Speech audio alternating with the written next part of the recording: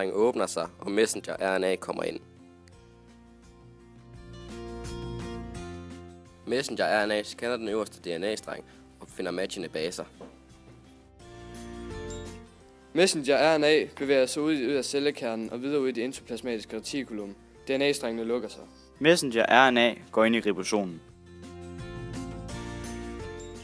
Transfer-RNA kommer ind i ribosomen og tager aftryk af messenger-RNA. Når transfer-RNA har taget dens aftryk, afleverer den dens aminosyre.